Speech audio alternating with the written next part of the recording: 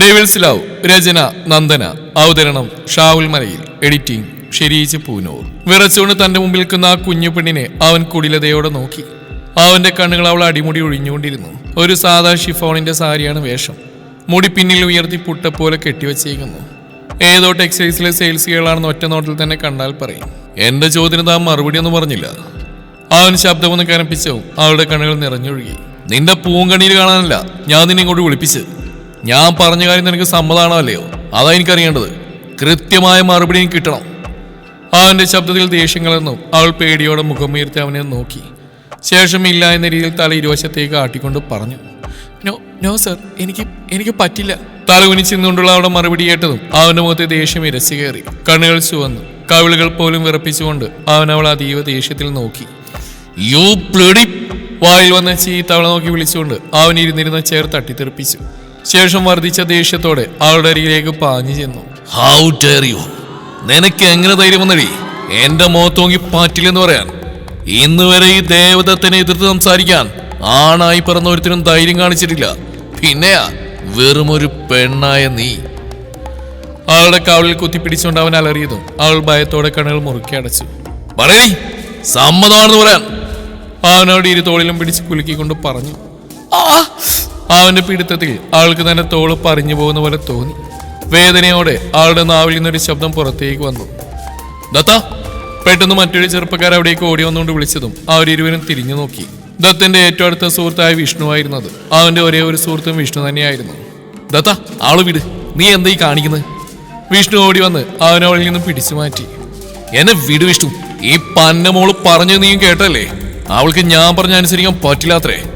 അവളെ കൊണ്ട് പറ്റൂലെന്ന് ഞാനൊന്ന് നോക്കട്ടെ. ദത്തൻ അവളെ രൂക്ഷമായി നോയിക്കൊണ്ട് പറഞ്ഞതും അവൾ കണ്ണീരോടെ തലകുനിച്ചെന്നു. ദത്ത പ്ലീസ്, നീ ഞാൻ പറയുന്നത് കേൾക്ക്. അവളോട് ഞാൻ സംസാരിക്കാം. വിഷ്ണു അവനെ അനുനയിപ്പിക്കാൻ എന്ന പോലെ പറഞ്ഞുകൊണ്ടിരുന്നു. വിടന്നെ! അവൻ വിഷ്ണുവിന്റെ കൈ തട്ടി മാറ്റിക്കൊണ്ട് അലറി. നീ സംസാരിക്കുകയില്ലേ, എന്ത് വേണമെന്ന് വെച്ചാൽ ചെയ്തോ. പക്ഷെ 2 ദിവസം അതിനുള്ളിൽ ഇവിടെ എനിക്ക് അനുകൂലമായിട്ടുള്ളൊരു മറുപടി പറഞ്ഞില്ലെങ്കിൽ പിന്നെ എന്ത് വേണം നീ ദത്തം തീരുമാനിക്കും. മനക്കിലെ ദേവദത്തൻ ആരാണെന്ന് ഇവൾ അറിയാൻ കിടക്കുന്നേ ഉള്ളൂ. അതും പറഞ്ഞുകൊണ്ട് അവളെ രൂക്ഷമായി നോക്കിയ ശേഷം അവൻ കാറ്റുപോലെ പുറത്തേക്ക് പാഞ്ഞു പോയി. അവൻ പോയതും അതുവരെ പിടിച്ചിരുന്ന അവൾ പൊട്ടിക്കരഞ്ഞുകൊണ്ട് നിലത്തേക്ക് ഊർന്നിരുന്നു. അവളുടെ അവസ്ഥ കണ്ടതും വിഷ്ണു അവളെ ദയനീയമായി നോക്കി നിന്നു. ഇവനാണ് ദേവദത്തൻ എന്ന ദത്തൻ, മനക്കൽ കോവിലത്തെ ഇളമുറ തമ്പുരാൻ. മനക്കലെ രാജശേഖരവർമ്മയുടെയും ശ്രീദേവി തമ്പുരാട്ടിയുടെയും ഏകമകൻ. ഒറ്റ മകനായതുകൊണ്ട് തന്നെ രാജശേഖരനും ശ്രീദേവിയും ഒരുപാട് ലാളിച്ചാണ് അവനെ വളർത്തിയത്. അവൻ ആഗ്രഹിക്കുന്നതെല്ലാം നിമിഷ നേരം കൊണ്ട് അവന്റെ മുമ്പിലെത്തുമായിരുന്നു. അതുകൊണ്ട് തന്നെ കുട്ടിക്കാലം മുതലേ അവനിൽ വല്ലാത്ത വാശിയും ധാർഷ്ട്യവും നിലനിന്നിരുന്നു. വളരും തോറും അവനിലെ വാശിയും ദേഷ്യം കൂടിയല്ലാതെ അവന് വേറെ മാറ്റങ്ങളൊന്നും സംഭവിച്ചിരുന്നില്ല. അവൻ ആഗ്രഹിക്കുന്നതെല്ലാം എന്ത് വില കൊടുത്ത് അവൻ നേടിയെടുത്തിരുന്നു. അങ്ങനെ അവന്റെ ഇപ്പോഴത്തെ ഒരു ആഗ്രഹമാണ് അവന്റെ മുന്നിൽ നിന്നും കരഞ്ഞ ആ പെൺകുട്ടിയും. കുട്ടി! തനിക്ക് വേണ്ടി ദത്തനോട് സംസാരിച്ച ചെറുപ്പക്കാരന്റെ ശബ്ദം കേട്ടതും കുനിഞ്ഞിന്ന് കണ്ണീർ വാർത്തുകൊണ്ടിരുന്ന അവൾ പതിയെ മുഖമുയർത്തി നോക്കി. ഞാൻ വിഷ്ണു, ദത്തന്റെ സുഹൃത്താ. അവൻ പറഞ്ഞതും അവളൊന്നും മിണ്ടാതെ തലതാഴ്ത്തി നിന്നു. കുട്ടി പേടിക്കണ്ട, ഇഷ്ടമില്ലാത്ത ഒന്നിനും തന്നെ ആരും നിർബന്ധിക്കില്ല. ഒരു തന്നെ വീട്ടിൽ കൊണ്ടാകാം. അവൻ പറഞ്ഞതും ആളോ അവനെ നോക്കി വിളറിയൊരു പുഞ്ചിരി മറുപടിയായി നൽകി. വേണ്ട സർ, ഞാൻ തനിയെ പോയിക്കോളാം. പറ്റുമെങ്കിൽ അദ്ദേഹത്തോട് ഇനി എന്നെ ഉപദ്രവിക്കരുതെന്ന് പറയണം. വീട്ടിൽ എന്നെ കാത്തിരിക്കാൻ കുറച്ച് പേരുണ്ട്, അവരുടെ പ്രതീക്ഷയാണ് ഞാൻ. തൊഴുകയോട് അവൾ പറഞ്ഞതും അവളോട് എന്ത് മറുപടി പറയണമെന്നറിയാതെ വിഷ്ണു ഒരു നിമിഷം അങ്ങനെ തന്നെ നിന്നുപോയി. അവനെ ഒന്നുകൂടി നോക്കിക്കൊണ്ട് അവൾ തിരിഞ്ഞടന്നു. ഇവളാണ് തനുശ്രീ എന്ന തനു, മനക്കിലെ പഴയ കാര്യസ്ഥനായിരുന്ന ദിവാകരന്റെ കൊച്ചുമകൾ. ദിവാകരന്റെ മൂത്തമകൾ പാർവതിയുടെ മകളാണ് തനുശ്രീ. അവൾക്കൊരു അനിയത്തി കൂടിയുണ്ട്, തൻവി. തനുശ്രീക്ക് 10 വയസ്സുള്ളപ്പോൾ ചോറ്റാനിക്കര അമ്പലത്തിൽ മകൻ തൊഴാൻ പോയ പാർവതിയും ഭർത്താവ് ചന്ദ്രശേഖരനും ഒരു കാർ ആക്സിഡന്റിൽ മരണപ്പെട്ടു. അന്ന് തൻവിക്ക് 3 വയസ്സായിരുന്നു പ്രായം. പിന്നെ അവരെ വളർത്തിയൊക്കെ ദിവാകരനും ഭാര്യ ശാരദയും അവരുടെ ഇളയ മകൾ രേവതിയും ചേർന്നായിരുന്നു. രേവതി അവിവാഹിതയാണ്. ചൊവ്വാദോഷത്തിന്റെ പേരിൽ രേവതിയെ മംഗലിഭാഗ്യം അനുഗ്രഹിച്ചില്ല. കാലക്രമേണ ദിവാകരനും ശാരദയും മരണത്തെ പുൽകുമ്പോൾ ആ കുഞ്ഞു വീട്ടിൽ രേവതിയും ആ 2 പെൺകുട്ടികൾ മാത്രം ജീവിച്ചു പോന്നു. സഹകരണ ബാങ്കിൽ ചെറിയൊരു ജോലി ഉണ്ടായിരുന്ന രേവതിയുടെ വരുമാനം കൊണ്ട് മാത്രം കുടുംബം മുന്നോട്ട് പോയില്ലെന്ന് കണ്ടതും താനൊരു ടെക്സ്റ്റൈൽസിൽ ജോലിക്ക് പോകാൻ തുടങ്ങി. അതോടൊപ്പം അവൾ ഡിസ്റ്റൻസായി ഡിഗ്രിയും ചെയ്യുന്നുണ്ട്. തൻവി 8ലാണ് പഠിക്കുന്നത്. തന്നെ അവിടെ നിന്ന് ഇറങ്ങിയതും നേരം സന്ധ്യയോട് അടുത്തിരുന്നു. റോഡിലേക്ക് കയറിയതും വിജനമായ ബസ് സ്റ്റോപ്പ് കണ്ട് ബസ്സെല്ലാം പോയി എന്നവൾക്ക് മനസ്സിലായി. കൂടുതൽ ആലോചിച്ചുകൊണ്ട് നിൽക്കാതെ എതിരെ വന്നൊരു ഓട്ടോയിൽ കയറി അവൾ വീട്ടിലേക്ക് പുറപ്പെട്ടു. ദത്തന്റെ കാർ ഒരു മുരൾച്ചയോടെ മനക്കലെ ഗസ്റ്റ് ഹൗസിന് മുമ്പിൽ വന്ന് നിന്നു. ഡോർ തുറന്നിറങ്ങിയ അവൻ വർദ്ധിച്ച ദേഷ്യത്തോടകത്തേക്ക് പാഞ്ഞു കയറി. ശേഷം ഫസ്റ്റ് ഫ്ലോറിലെ ആളിനോട് ചേർന്ന് കിട്ടിയ മിനി ബാറിലേക്ക് ചെന്ന് കയ്യിൽ കിട്ടിയ ഒരു കുപ്പി പൊട്ടിച്ച് വായിലേക്ക് അമിഴ്ത്തി. കുപ്പിയുടെ ഏകദേശം മുക്കാലും കുടിച്ചേർത്തുകൊണ്ട് അവൻ ആ ഫ്ലോറിലേക്ക് തന്നെ മലർന്നു കിടന്നു. അവന്റെ മനസ്സിൽ ചന്ദനത്തിന്റെ നിറവും മുല്ലപ്പൂവിന്റെ സൗരഭ്യവുമുള്ള ആ കുഞ്ഞു പെണ്ണിന്റെ മുഖം തെളിഞ്ഞു വന്നു. വല്ലാത്തൊരു വാശിയോടെ അവൻ നിലത്തുനിന്ന് ചാടി എഴുന്നേറ്റു. ഇല്ല തനുശ്രീ, എന്റെ ആവശ്യം നീ അംഗീകരിച്ചാൽ മതിയാവും. അതിന് നീ സമ്മതിച്ചില്ലെങ്കിൽ നിന്നെ കൊണ്ട് എങ്ങനെ സമ്മതിപ്പിക്കണമെന്ന് എനിക്ക് വ്യക്തമായിട്ട് അറിയാം. മനക്കിലെ ദേവതത്തിന് ആരാണെന്ന് നിനക്ക് ഞാൻ അറിയിച്ചിരുന്നുണ്ട്. അവൻ കുടിലതയോടെ പറഞ്ഞുകൊണ്ടൊന്ന് പുഞ്ചിരിച്ചു. ആഗ്രഹിച്ചതെന്തും അത് ഏതു മാർഗത്തിലൂടെയും കൈപ്പിടിയിൽ ഒതുക്കുന്നവന്റെ മുഖത്ത് കാണുന്ന ക്രൂരമായ പുഞ്ചിരി. വീടിന്റെ പടിക്കൽ ഓട്ടോയിൽ വന്നിറങ്ങുമ്പോൾ തനു ആകെ ക്ഷീണിച്ച അവശയായിരുന്നു. ഓട്ടോ കാശ് കൊടുത്തുകൊണ്ട് അവൾ വേഗം അകത്തേക്ക് കയറി. നീ എന്താ തനു ഇത്രയും ലേറ്റായത്? അകത്തേക്ക് കയറിയതും അടുക്കളയിൽ നിന്ന് കൈയും തുടച്ചുകൊണ്ട് ഇറങ്ങി വന്ന രേവതി അവളെ നോക്കിക്കൊണ്ട് ചോദിച്ചു. പെട്ടെന്ന് തനുവിന്റെ മനസ്സിലേക്ക് ദത്തന്റെ ഓർമ്മകൾ കടന്നു വന്നു. അവൻ കാരണമാണ് താൻ ഇന്ന് വീട്ടിലെത്താൻ ലേറ്റായത്. തനു, അവൾ ഓരോന്ന് ആലോചിച്ചുകൊണ്ട് നിൽക്കുന്നുണ്ടതും രേവതി അവൾ ഒന്നുകൂടെ തട്ടി വിളിച്ചു. എന്താ ചിറ്റേ? ഞെട്ടിലോട് അവൾ ചോദിച്ചു. അവരവളിൽ നിന്ന് കൂർപ്പിച്ച് നോക്കി. നീ ഇത് എന്താലോചിച്ചുകൊണ്ട് നിൽക്കുക പെണ്ണെ? ഞാൻ പറഞ്ഞു, നീ കേട്ടില്ലേ? അവർ നെറ്റി വിളിച്ചുകൊണ്ട് ചോദിച്ചു. അത് പിന്നെ ഞാനെന്തോ ആലോചിച്ച് നിന്നു. അല്ല, ചിറ്റെന്താ എന്നോട് ചോദിച്ച്? ഇത്രയും വരാൻ വൈകുമെങ്കിൽ അതൊന്നും എനിക്ക് വിളിച്ച് പറഞ്ഞുകൂടായിരുന്നോ എന്ന് രേവതി അല്പം ഗൗരവത്തോടെ പറഞ്ഞു. അത് പിന്നെ ചിറ്റെ ഇറങ്ങാൻ നേരത്താ പുതിയ സ്റ്റോക്ക് വന്ന്, പിന്നെ അത് സെറ്റ് ചെയ്ത് വെക്കാതെ ഇറങ്ങാൻ കഴിഞ്ഞില്ല, അതാ ലേറ്റായത്. അവൾ പതർച്ചയോടെ അവരുടെ മുഖത്തോങ്ങാ കള്ളം പറഞ്ഞുകൊണ്ട് അകത്തേക്ക് നടന്നു. റൂമിൽ ചെന്ന് വാതിലടച്ച് കുറ്റിയിട്ട ശേഷം വേഷം പോലും മാറാതെ അവൾ കട്ടിലേക്ക് വീണു. അവളുടെ മനസ്സാകെ നീറിപ്പോഞ്ഞുകൊണ്ടിരുന്നു. ഇന്ന് ദത്തൻ അവളോട് പറഞ്ഞ കാര്യങ്ങൾ അവളുടെ മനസ്സിൽ അലയടിച്ചുകൊണ്ടിരുന്നു. ആ ഓർമ്മയിൽ പോലും അവളൊന്ന് വിറച്ചുപോയി. അവളുടെ മനസ്സിലേക്ക് അവൻ ആദ്യമായി കണ്ട ആ ദിവസം കടന്നു വന്നു. തൻ്റെ ജീവിതം തന്നെ മാറ്റിമറിച്ച ആ ദിവസം. അവളുടെ ഓർമ്മകൾ കുറച്ചുനാൾ പിന്നിലേക്ക് പോയി. അപ്പൂപ്പന്റെയും അമ്മൂമ്മയുടെയും മരണശേഷമാണ് വീട്ടിലെ കാര്യങ്ങൾ വളരെയധികം കഷ്ടത്തിലായത്. ചിറ്റയുടെ സഹകരണ സംഘത്തിലെ ചെറിയൊരു ജോലി കൊണ്ട് വീട്ടു ചെലവും ഞങ്ങൾ രണ്ടുപേരുടെയും പഠനവും ഒരുപോലെ നടക്കില്ലെന്ന് മനസ്സിലായപ്പോഴാണ് താനൊരു ടെക്സ്റ്റൈൽസിലേക്ക് ജോലി കയറിയത്. സിതാര ടെക്സ്റ്റൈൽസ് ടൗണിൽ തന്നെയുള്ള അത്യാവശ്യം വലിയൊരു ടെക്സ്റ്റൈൽസ് തന്നെയായിരുന്നു. അവിടുത്തെ MD സിദ്ധാർത്ഥ് രാഘവൻ വളരെ മാന്യനായ ഒരു വ്യക്തിയായിരുന്നു. അവിടെ നിന്നും കിട്ടുന്ന 15,000 രൂപ കൊണ്ട് തൻ്റെയും കുഞ്ഞിയുടെയും പഠന ചെലവുകളെല്ലാം നടന്നു പോകുമായിരുന്നു. ബാക്കി വീട്ടു ചെലവുകളെല്ലാം ചിറ്റയുടെ ശമ്പളത്തിൽ നിന്നും കിട്ടുമായിരുന്നു. അങ്ങനെ മറ്റു ബാധ്യതകളൊന്നും ഇല്ലാതെ നല്ല രീതിയിൽ മുന്നോട്ട് പോയിക്കൊണ്ടിരിക്കുമ്പോഴാണ് അയാൾ ഞങ്ങളുടെ ജീവിതത്തിലേക്ക് കടന്നു വന്നത്. മനക്കിലെ ദേവദത്തൻ. അവളുടെ ഓർമ്മകൾ അയാൾ ആദ്യമായി കണ്ട ആ ദിവസത്തിലേക്ക് കടന്നു. പുതിയ സ്റ്റോക്ക് വന്നിട്ടുണ്ടെന്ന് മാനേജർ ശരൺ വന്ന് പറഞ്ഞ പ്രകാരം ഗോഡൌണിലേക്ക് ഇറങ്ങിയതായിരുന്നു തനുവും മറ്റു 2 സ്റ്റാഫുകളും. പെട്ടെന്ന് തന്നെ എല്ലാം സെറ്റ് ചെയ്ത് വേണമെന്ന് അയാൾ പറഞ്ഞിരുന്നു. അതുകൊണ്ട് തന്നെ അവൾ അല്പം ധൃതിയിലായിരുന്നു സ്റ്റെപ്പുകൾ ഓടി ഇറങ്ങിയത്. മറ്റു 2 സ്റ്റാഫുകളോടൊപ്പം താഴേക്കുള്ള പടികൾ ഓടിയിറങ്ങിയ തനു പെട്ടെന്ന് കാലും നിടറി സ്റ്റെപ്പിൽ നിന്ന് നിലത്തേക്ക് വീഴാനായി ആഞ്ഞു. അവളൊരു നിലവിളിയോടെ കണ്ണുകൾ മുറുക്കി അടച്ചു. ആ നിമിഷം 2 കരുത്തുറ്റ കരങ്ങൾ അവളെ ചുറ്റിപ്പിടിച്ചുകൊണ്ട് താങ്ങി. ആ നിമിഷം നിലത്ത് വീണെന്ന് കരുതി അവൾ തന്നെ ആരോ താങ്ങി പിടിച്ചിട്ടുണ്ടെന്നറിഞ്ഞതും പതിയെ കണ്ണുകൾ തുറന്നു നോക്കി. ആദ്യം തന്നെ കണ്ണിലുടക്കിയത് നിറയെ പീലികളുള്ള ആ കുഞ്ഞി കണ്ണുകളായിരുന്നു. അവൾ ഒരു നിമിഷം ആ കണ്ണുകളിലേക്ക് തന്നെ നോക്കി നിന്നുപോയി. പെട്ടെന്നാണ് താൻ ആരുടെ കൈകൾക്കുള്ളിലാണ് നിൽക്കുന്നതെന്ന ബോധം അവൾക്കുണ്ടായത്. അവൾ ഞെട്ടലോടെ അതിനേക്കാൾ ഉപരി ഭയത്തോടെ അവനിൽ നിന്നും കുതറി മാറി. എവിടെ നോക്കിയാണ് നടക്കുന്നത്? നിന്റെ മുഖത്ത് കണ്ണില്ലേ? അവൾ അകന്നു മാറിയതും അവൻ ദേഷ്യത്തോടെ അവളോട് ചോദിച്ചു. അത് സോറി സർ, ഞാൻ കണ്ടില്ല. അവൾ വിറച്ചുകൊണ്ട് മറുപടി പറഞ്ഞു. അവളുടെ ഒരു കോറി, മാറിക്കിടി അങ്ങോട്ട്. അവൾ നോക്കി പല്ലിയടിച്ചുകൊണ്ട് പറഞ്ഞ ശേഷം അവൻ അവളെ മറികടന്ന് മുകളിലേക്കുള്ള സ്റ്റെപ്പുകൾ കയറി. ആ നിമിഷം അവൾ ആശ്വാസത്തോടെ നെഞ്ചിൽ കൈവച്ചു. എന്തൊരു സാധനല്ലേ? അവൻ പോകുന്ന വഴി നോക്കിയിരുന്നപ്പോഴാണ് പിന്നിൽ നിന്നൊരു സ്റ്റാഫ് ദേഷ്യത്തോടെ പറയുന്നവൾ കേട്ടത്. അവൾ തിരിഞ്ഞ് അവരെയും നോക്കി.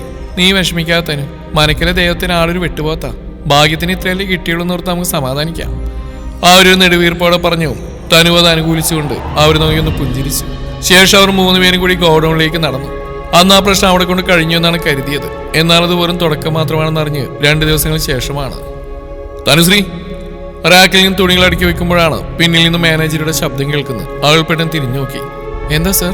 മുന്നിൽ നിൽക്കുന്ന മാനേജർ ശരണിനെ നോക്കി അവൾ സംശയത്തോടെ ചോദിച്ചു. നിന്നെ സിദ്ധാർത്ഥ് സാർ വിളിക്കുന്നുണ്ട്, സാറിന് ക്യാബിലേക്ക് ചെല്ലാൻ പറഞ്ഞു. അയാൾ പറഞ്ഞു കേട്ട് അവളുടെ മുഖത്ത് അമ്പരപ്പ് നിറഞ്ഞു. എന്തിനാ സർ? ചെറിയ ഭയത്തോടെ അവൾ അയാളോട് ചോദിച്ചു. അറിയില്ല, താമേ വാ. അയാൾ പറഞ്ഞുകൊണ്ട് MDയുടെ ക്യാബിലേക്ക് നടന്നു. ഒന്ന് ആലോചിച്ചതിന് ശേഷം അല്പം പേടിയോടെ തന്നെ അവൾ അയാളുടെ പിന്നാലെ നടന്നു. ക്യാബിന്റെ മുന്നിൽ ചെന്ന് ഡോറിൽ നോക്ക് ചെയ്തുകൊണ്ട് ശരൺ അകത്തേക്ക് കയറി. പിന്നാലെ തന്നെ ടെൻഷനും ഭയവും കൂടിക്കലർന്ന ഭാവത്തിൽ തനു അകത്തേക്ക് കയറി. വാതിൽ തുറക്കുന്ന ശബ്ദം കേട്ടതും സിദ്ധാർത്ഥ മുഖമുയർത്തി മുന്നിലേക്ക് നോക്കി. ഭയത്തോടെ തലകുനിച്ചുകൊണ്ട് നടന്നവരും തനുവിനെ കണ്ടതും സിദ്ധാർത്ഥ് തനിക്കെതിരായിരിക്കുന്ന വ്യക്തിയിലേക്ക് കണ്ണുകൾ പായിച്ചു. അയാൾ അവനെ നോക്കിയൊന്ന് പുഞ്ചിരിച്ചു. So she's miss Tanushree right? Yes sir. സിദ്ധാർത്ഥന്റെ ചെയറിലേക്ക് ചാരിയിരുന്നുകൊണ്ട് ശരണിനോടായി പറഞ്ഞു. അയാൾ അതേ എന്ന രീതിയിൽ തലയാട്ടിക്കൊണ്ട് പറഞ്ഞു. ഓക്കെ ശരൺ, എനിക്ക് ഈ കുട്ടിയോട് കുറച്ച് കാര്യങ്ങൾ ചോദിക്കാനുണ്ട്. So you may leave. Siddharth ഗൗരവത്തോടെ പറഞ്ഞു. അവൾ ഞെട്ടിലോടെ മുഖമുയർത്തി അവനെ നോക്കി. ശേഷം ദയനീയമായി ശരണിനെയും. Okay sir. ശരൺ അവളെ നോക്കിക്കൊണ്ട് പുറത്തേക്ക് ഇറങ്ങി. അവൻ പോയതും തന്നെ സിദ്ധാർത്ഥിന്റെ മുഖത്തേക്ക് നോക്കി. സദാ പുഞ്ചിരിയോടെ ഇരിക്കുന്ന അയാളുടെ മുഖം അന്ന് വളരെയധികം ഗൗരവം നിറഞ്ഞായിരുന്നു. അത് അവളിൽ വല്ലാത്തൊരു ഭീതി ഉടലെടുപ്പിച്ചു. തനുശ്രീയുടെ ഒരു സിദ്ധാർത്ഥ അടുത്തേക്ക് വിളിച്ചു. അവൾ പതിയെ അവന്റെ മുന്നിലേക്ക് ചെന്ന് നിന്നു. അപ്പോഴാണ് അവന്റെ എതിർവശത്തായിരിക്കുന്ന ആളിലേക്ക് അവളുടെ കണ്ണുകൾ നീണ്ടത്. മനക്കിലെ ദേവദത്തൻ. ഇയാളെന്താ ഇവിടെ? അതും ആലോചിച്ചുകൊണ്ട് അവൾ വീണ്ടും സിദ്ധാർത്ഥിനെ നോക്കി. തനുശ്രീ, ഇതാരാണെന്ന് എനിക്ക് മനസ്സിലായോ? ഉവ്, മനക്കിലെ ദേവദത്തൻ സാറ്. അത് കേട്ടും ദത്തനെ ചുണ്ടിൽ പുഞ്ചിരി വിരിഞ്ഞു. ഓക്കെ, അപ്പൊ ഞാൻ പരിചയപ്പെടുത്തേണ്ട ആവശ്യമില്ല. അവൻ പറഞ്ഞു കേട്ട് അവൾ സംശയത്തോടെ ഇരുവരെയും മാറി മാറി നോക്കി. തനുശ്രീ, ദത്തിന് തന്നോട് എന്തോ സംസാരിക്കാനുണ്ടെന്ന്, സംതിങ് പേഴ്സണൽ. അതിനുവേണ്ടിയാ ഞാൻ തന്നെ ഇങ്ങോട്ട് വിളിപ്പിച്ച്. സിദ്ധാർത്ഥ് പറഞ്ഞു കേട്ടൊരു നിമിഷം ഞെട്ടിപ്പോയി. കാരണം മനക്കിലെ ദേവദത്തിനെ പോലെയുള്ള ഒരാൾക്ക് തന്നോട് എന്ത് പേഴ്സണൽ കാര്യമാണ് പറയാനുള്ളത് എന്ന ചിന്ത തന്നെ. ആൾ മുഖം തിരിച്ച് അവനെ നോക്കി ആ നിമിഷം തന്നെ ദത്തിന് അവളെ നോക്കി. ഇരുവരുടെയും കണ്ണുകൾ തമ്മിൽ ഇടഞ്ഞതും അവൾ വിറയലോടെ പെട്ടെന്ന് ഓട്ടം മാറ്റി. Okay Sidhu, see you later, come. അവൻ സിദ്ധാർത്ഥിനോട് യാത്ര വന്ന ശേഷം തനുവിനോട് പറഞ്ഞുകൊണ്ട് പുറത്തേക്ക് നടന്നു. അവന്റെ പോക്കേണ്ട അവൾ പകപ്പോടെ സിദ്ധുവിനെ നോക്കിയതും അവനൊന്നുമില്ലെന്ന രീതിയിൽ അവൾ നോക്കി കണ്ണ് ചിമ്മി കാണിച്ചു. പേടിക്കണ്ടോ, അവനടുത്ത് വിസിറ്റേഴ്സ് റൂമിലേക്കാണ് പോകുന്നത്, താനങ്ങോട്ട് ചെല്ല്. അവളുടെ മുഖത്തെ പേടി മനസ്സിലായതുപോലെ സിദ്ധാർത്ഥ് പറഞ്ഞു. അവൻ പറഞ്ഞിട്ട് അവൾ ഒന്നും മിണ്ടാതെ പുറത്തേക്ക് നടന്നു. എന്തായിരിക്കും അയാൾക്ക് തന്നോട് പറയാനുള്ള എന്ന ചിന്ത അവളുടെ മനസ്സിനെ മതിച്ചുകൊണ്ടിരുന്നു. തനി വിസിറ്റേഴ്സ് ഏരിയയിലെത്തിയതും ദത്തനോട് ഒരു ചെയറിലായി കാൽമേൽ കാൽ കയറ്റി വെച്ചുകൊണ്ട് മൊബൈൽ നോക്കി ഇരിക്കുന്നുണ്ടായിരുന്നു. അവൾ പതിയെ അവന്റെ അരികിലേക്ക് ചെന്നു. സർ. താൻ മുന്നിൽ വന്നിട്ടും ശ്രദ്ധിക്കാതെ മൊബൈൽ തന്നെ കണ്ണുകൾ നട്ടിരുന്ന അവനെ അവൾ പതിയെ വിളിച്ചു. അവളുടെ ശബ്ദം കേട്ട് അവൻ മുഖമുയർത്തി നോക്കിയതും ടെൻഷനോടെ തന്റെ മുമ്പിൽ നിൽക്കുന്നവളെ കണ്ട് അവന്റെ നെറ്റി ഒളിഞ്ഞു. അവൻ തന്നെ കയ്യിൽ നിന്ന് ഫോൺ ടേബിളിലേക്ക് വെച്ചു. സിറ്റ്. അവൻ മുന്നിലെ ചെയറിലേക്ക് കൈ നീട്ടിക്കൊണ്ട് പറഞ്ഞു. അവൾ ചെറിയ പരിഭ്രമത്തോടെ അവിടേക്ക് ഇരുന്നു. മാറിൽ കൈകൾ കെട്ടിക്കൊണ്ട് കുറച്ചു സമയം അവൻ അവളെ തന്നെ നോക്കിയിരുന്നു. സാറിന് എന്താ എന്നോട് പറയാനുണ്ടെന്ന് പറഞ്ഞ്? അവന്റെ നോട്ടത്തിൽ അവൾക്ക് വല്ലാത്ത അസ്വസ്ഥത തോന്നിയെങ്കിലും മുഖത്തൊരു പുഞ്ചിരി വരുത്തിക്കൊണ്ട് അവൾ ചോദിച്ചു. അവളുടെ ചോദ്യം കേട്ടതും അവന്റെ ചുണ്ടിൽ കൗശലം നിറഞ്ഞൊരു പുഞ്ചിരി വിടർന്നു. ഓക്കെ, ഞാൻ സ്ട്രെയിറ്റ് ആയിട്ട് തന്നെ കാര്യത്തിലേക്ക് കടക്കാം. അവൻ ടേബിളിന്റെ മേലെ വിരലുകൾ കൊട്ടി താളം പിടിച്ചുകൊണ്ട് പറഞ്ഞു. അവൾ സംശയത്തോടെ അവനെ നോക്കി. അവളുടെ നോട്ടം കണ്ട് അവനൊന്ന് മുന്നോട്ട് ആഞ്ഞിരുന്നുകൊണ്ട് പറഞ്ഞു. തനുശ്രീ എന്ന നീ ഈ മനക്കൽ ദേവതത്തിന്റെ കുഞ്ഞിനെ ഉദരത്തിൽ ചുമന്ന് അവനെ പ്രസവിക്കണം. അവന്റെ വാക്കുകൾ കേട്ട് അവൾ ഞെട്ടലോടെ ചാടി എഴുന്നേറ്റു. എന്താ എന്താ സാർ പറഞ്ഞേ? താൻ കേട്ട് തെറ്റിപ്പോയതാണെന്ന് തോന്നലിൽ അവൾ അവനോട് വീണ്ടും ചോദിച്ചു. ഞാൻ പറഞ്ഞത് തനിക്ക് മനസ്സിലായില്ലെന്നുണ്ടോ? അവന്റെ മുഖത്ത് ഗൗരവം നിറഞ്ഞു. സാർ എന്തൊക്കെയായി പറയുന്നത്? സാറിന്റെ കുഞ്ഞ്. അവളുടെ കണ്ണുകൾ നിറഞ്ഞൊഴുകി. എനിക്കൊരു കുഞ്ഞിനെ വേണം തനുശ്രീ, എന്റെ ചോരയിൽ പിറക്കുന്ന ഒരു കുഞ്ഞ്. ഈ മനക്കൽ ദേവതത്തിന്റെ ചോര അത് നിന്റെ ഈ ഉദരത്തിലൂടെ തന്നെ പിറവെടുക്കുകയും വേണം. അവൻ പറഞ്ഞു. അവൾ നിറകണ്ണുകളോട് അവനെ നോക്കി. ശേഷം നിഷേധഭാവത്തിൽ തല ഇരുവശത്തേക്ക് മാറ്റി. ഇല്ല, എനിക്ക് പറ്റില്ല സർ. അവൾ അവനെ നോക്കി പതർച്ചയോടെ പറഞ്ഞുകൊണ്ട് തിരിഞ്ഞടക്കാൻ തുടങ്ങിയതും അവന്റെ ഉറച്ച ശബ്ദം അവളുടെ കാലുകളെ പിടിച്ചു നിർത്തി. നീ സമ്മതിക്കും തനുശ്രീ, സമ്മതിക്കണം. അധികം വൈകാതെ എന്റെ ചോര നിന്റെ ഉദരത്തിൽ പിറവിയെടുക്കണം. ഇതെന്റെ തീരുമാനം, ഈ മനക്കൽ ദേവതത്തിന്റെ തീരുമാനം. എതിർക്കരുത്. എതിർത്താലുള്ള ഭവിഷ്യത്ത് വളരെ വലുതായിരിക്കും. അത് നിനക്കൊരിക്കലും നല്ലതിനാവില്ല. അതുകൊണ്ട് ആലോചിക്കുക, നല്ലതുപോലെ ആലോചിച്ച് അനുകൂലമായിട്ടൊരു തീരുമാനം എടുക്കുക. അത് പറയുമ്പോൾ അവന്റെ കണ്ണുകളിൽ തെളിഞ്ഞുന്ന ക്രൂരത കണ്ടതും അവളൊന്ന് വിറച്ചുപോയി.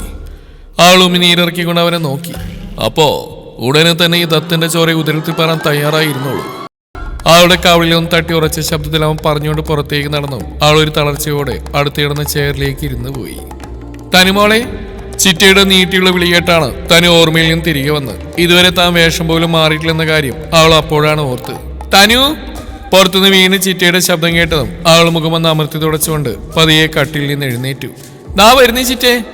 പുറത്തേക്ക് നോക്കി വിളിച്ചു പറഞ്ഞ ശേഷം അവൾ മാറിയെടുക്കാനുള്ള ഡ്രസ്സും എടുത്തുകൊണ്ട് വാഷ്റൂമിലേക്ക് കയറി. ഷവറിനടിയിൽ നിൽക്കുമ്പോൾ അവളുടെ മനസ്സാകെ അസ്വസ്ഥമായിരുന്നു. നെറുകയിലൂടെ ഒഴുകിയിറങ്ങുന്ന വെള്ളത്തോടൊപ്പം അവളുടെ കണ്ണുനീര് ഒഴുകിയിറങ്ങുന്നുണ്ടായിരുന്നു. ചിറ്റയോട് ഇതുവരെ ഒന്നും പറഞ്ഞിട്ടില്ല. ചിറ്റ ഇതറിയുമ്പോൾ എങ്ങനെ സഹിക്കും? ഇനിയും പറയാതിരിക്കാനും കഴിയില്ല. 2 ദിവസത്തെ സമയമാണ് അയാൾ തന്നിരിക്കുന്നത്. താൻ അനുകൂലമായൊരു മറുപടി നൽകിയില്ലെങ്കിൽ അയാൾ എങ്ങനെ പ്രതികരിക്കുമെന്ന് പറയാൻ പറ്റില്ല.